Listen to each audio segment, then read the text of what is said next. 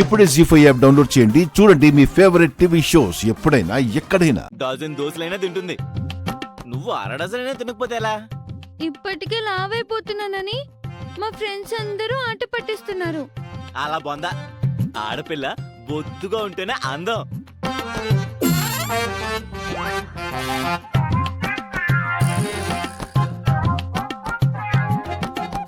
Kit, Niha వచ్చింది. నిహా దోశలు తింటావా? కిట్టు, నిహాకి 4 డబుల్ ఎగ్ దోశలే. పెద్ద బంగారం వేయమంటావా? ఈ మధ్య నువ్వు బాగా డైటింగ్ చేసి చిక్కిపోయావు. ఒకప్పుడు ఎలా ఉండేదానివి? కుస్తీ పోటీలకు పంపిస్తే కప్పు కొట్టుకొచ్చే దానిలా ఉండేదానివి. తండ్రి కూతులకి బాగా వెటకారంగా ఉందే. నువ్వేంటి కారం కారంగా ఉన్నా? ఏమైంది? మాడిపోయింది కృష్ణ. నిహారిక మొహమేనా? కాదు, నువ్వేస్తున్న దోశ. నా దోశ కంటే నిహారిక మొహమే ఎక్కువ మాడిపోయింది.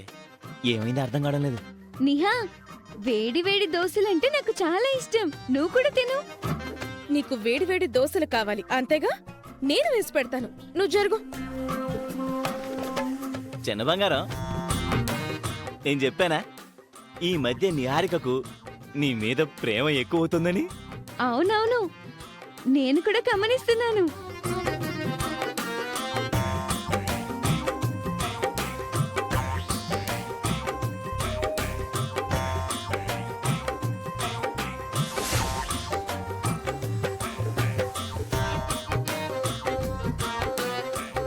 పెద్ద బంగారం, పెనం మీద పిండేస్తేనే దోశ వస్తుంది.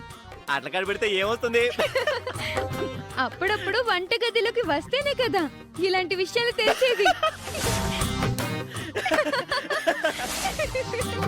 బాగా మండుతున్నట్టుంది. అదే పెనం పెనం బంగారం. నువ్వు ఇంకేదో అనుకోవద్దు. అసలు నువ్వు అట్ల కాడ ఎందుకు వేడి చేస్తున్నావు నిహా? నీ కాన్సెప్ట్ ఏంటి చెప్పు నిహా.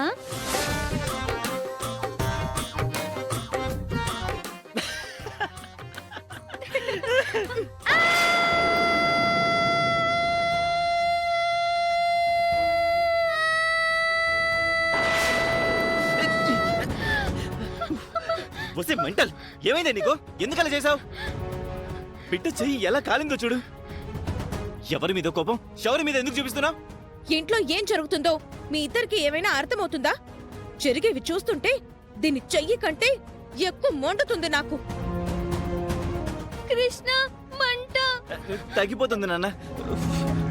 కాసేపు భరించు, ఏం కాదు. నీ కడుపున పుట్టిందైతే ఇలా చేసుండేదానివా? చేసుండే దాన్ని. నాకలాంటి భేదాలేముండవు. ఎందుకుంటాయ్? నీకసలు సెంటిమెంట్సే లేవు. అక్షయ్ అత్తయ్య కోసం దీక్ష చేసిందని తెలిస్తే దాన్ని అందలం ఎక్కించేస్తుంది మీ అమ్మ. మావయ్య పెద్దరాజు గారు అక్షయ్ గురించి గొప్పగా మాట్లాడుకుంటున్నారు. శౌర్యను మనవరాలుగా గుర్తించడం కూడా మానేస్తారు. అయితే మాత్రం శౌరికి ఎందుకు ఇలా చేసావు? నేనేం చేసినా ఒక కారణం ఉంటుంది. ఏంటా కారణం? చెప్తాను, తొందర ఎందుకు? ఎంత బుద్ధి లేని పని చేసావు తెలుసా?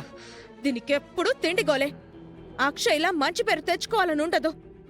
అక్షయ్ వాళ్ళొచ్చిన తరువాత అందరూ అక్షయ్ని పొగుడుతుంటే మనం కూడా తానా అంటే తందానా అంటూ కోరస్ పాడాలి. ఇది ఏ విషయంలోనూ తనకి పోటీ ఇవ్వడం లేదు. బంగారు తల్లి, కాసేపు భరించి తల్లి, మన హాస్పిటల్కి వెళ్దాం. సరేనా? వద్దు, ఎక్కడికి తీసుకెళ్లొద్దు. ఏయ్, నువ్వు రూమ్ లో పో. కిట్టు, చిన్న బంగారం, చిన్న బంగారం, ఏమైందా నీకు? మెంటలెక్కుతుంది.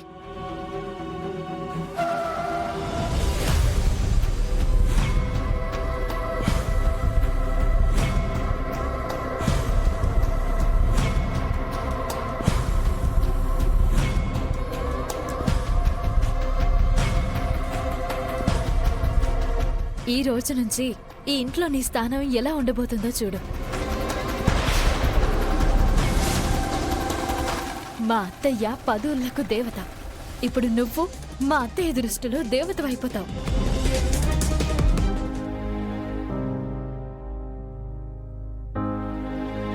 కాఫీ తీసుకోండి. కూర్చోమ్మా. ఉమ్. నేనొచ్చిన దగ్గర నుంచి చూస్తున్నాను. అవని వాళ్ళు కనిపించట్లేదేంటి? హాస్పిటల్ దగ్గర కూడా కనిపించలేదు. నాకు ఫోన్ చేశారు. 5-10 నిమిషాల్లో ఇంట్లో ఉంటా అన్నారు. వచ్చాక అన్ని వివరాలు చెప్తారులే. ఇంతకాలానికి మళ్ళీ ఇల్లు కళకళలాడుతుంది అత్తయ్య గారు. అవునమ్మా, ఇకనైనా నువ్వు నాన్న మంచి మంచి నిర్ణయాలు తీసుకుంటే బావుంటుంది. అమ్మ ఆరోగ్యంగా వచ్చిందన్న ఆనందం కన్నా నీకు ఆస్తుల మీదే ఎక్కువ దృష్టి ఉన్నట్టుంది. అక్షయ, ఇంతకాలం నిన్ను తిట్టిన నోర్లు మూతపడతాయి, నిన్ను ద్వేషించిన మనసులు ప్రేమిస్తాయి. అంత అంత మంచి జరుగుతుంది. పద వెళ్దాం. దాన్ని మీరు అందలం ఎక్కించేస్తే నేను చూస్తూ ఊరుకుంటానా? దాన్ని మీరు పల్లకిలో మోస్తుంటే చూస్తూ మౌనంగా ఉంటానా? నేను చరిత్రని చదివేదాన్ని కాదు, చరిత్రని సృష్టించేదాన్ని. అత్తయ్య, అమ్మా,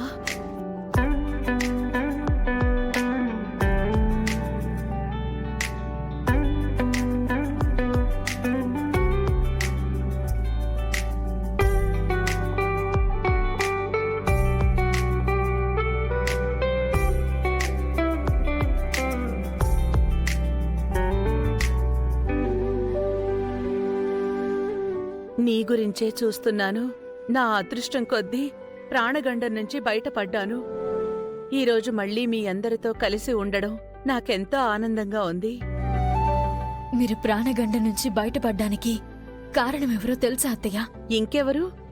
మన కులదైవం అన్నపూర్ణాదేవే. ముఖ్య కారణం మన అక్షయ.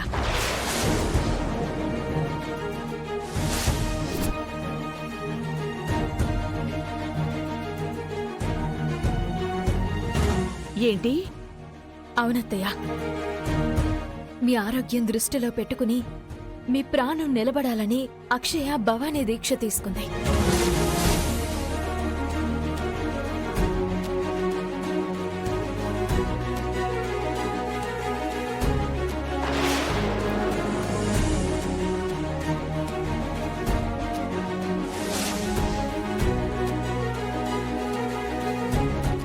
రోజులు కఠిన నియమాలు పాటించి మండలం పూర్తి చేసుకుని బెజవాడ వెళ్లి దీక్ష విరమించిందమ్మా.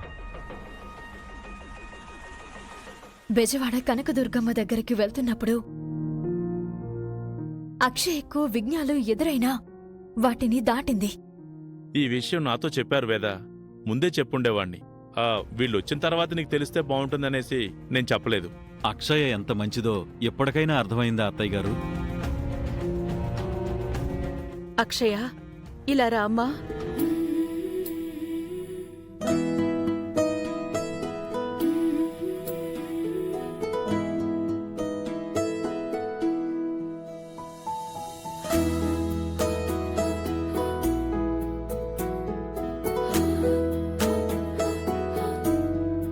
జీ5 యాప్ డౌన్లోడ్ చేసి అన్ని ఎపిసోడ్స్ పూర్తి ఉచితంగా చూడండి.